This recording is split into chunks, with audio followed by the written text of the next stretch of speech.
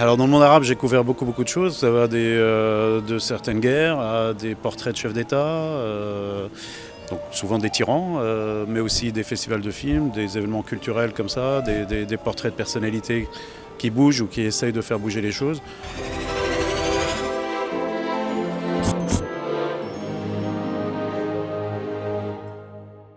Alors je m'appelle Ammar Abdrabou, je suis photographe et je suis français d'origine syrienne.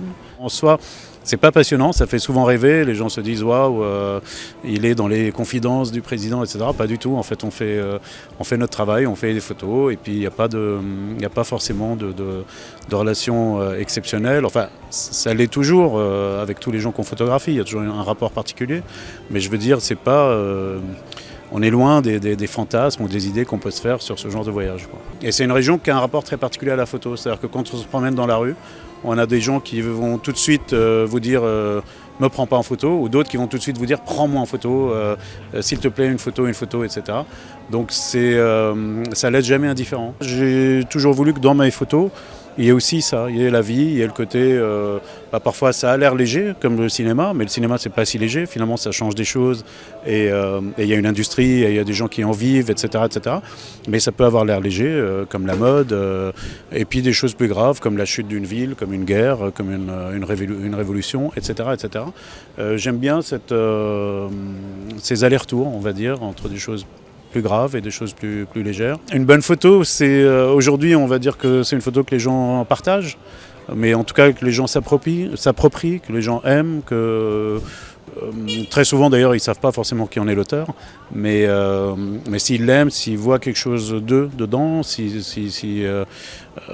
s'identifient quelque part à la photo, si elle les fait sourire, pleurer, être en colère, tout ça à la fois, c'est une bonne photo. C'est une photo qui fait réagir. Si c'est une photo qui laisse complètement indifférent, c'est pas une bonne photo. Alors effectivement, moi je suis né en Syrie, puis j'ai grandi en Libye, puis au Liban, puis en France.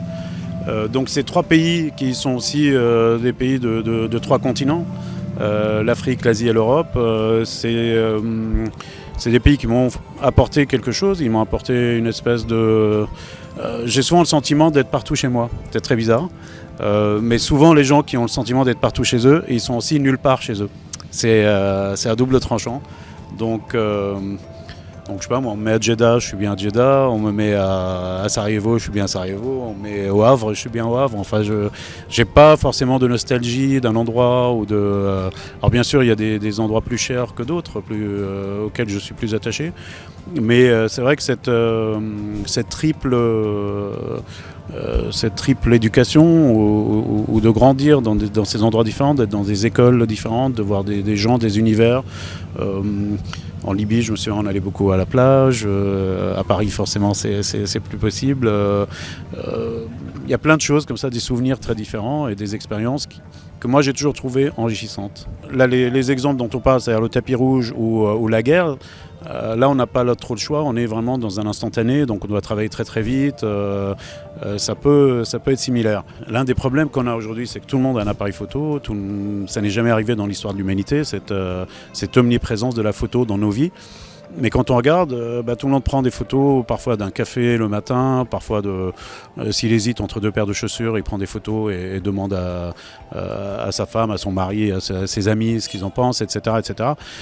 Donc du coup finalement on fait beaucoup de photos mais très peu ont du sens. Et c'est ça qui est compliqué souvent, que ce soit sur les marches ou que ce soit un portrait ou que ce soit avec une personnalité politique, c'est d'essayer d'avoir une photo qui a un sens, d'essayer d'avoir une photo qui raconte quelque chose. Et c'est ça qui est souvent le plus difficile. Dans l'ensemble, sur 30 ans, souvent c'est la même chose, malheureusement. Il y a très peu de changements. Là, ce qu'on vit à Jeddah, c'est un changement. C'est des photos que je n'aurais pas pensé ou que je n'aurais pas imaginé faire un jour. Donc là, oui, là on voit un certain changement, mais malheureusement, c'est pas partout. Il y a plusieurs genres de fonctionnement. Parfois, on me commande un reportage avant. Donc on me dit voilà, on travaille sur tel ou tel sujet, on voudrait que tu bosses dessus. Mais ça, franchement, c'est de plus en plus rare parce que là encore, la photo, c'est vulgarisé, on va dire. Moi, quand j'ai commencé, il y avait une espèce d'expertise du photographe parce que tout le monde ne savait pas faire des photos. Donc on prenait le photographe pour l'expertise qu'il avait. Aujourd'hui, comme tout le monde en fait, parfois certains journaux vont demander aux journalistes de faire des photos avec son tout dernier smartphone qui fait de très très belles photos. Donc du coup, on ne veut plus payer ou prendre les frais d'un photographe en plus.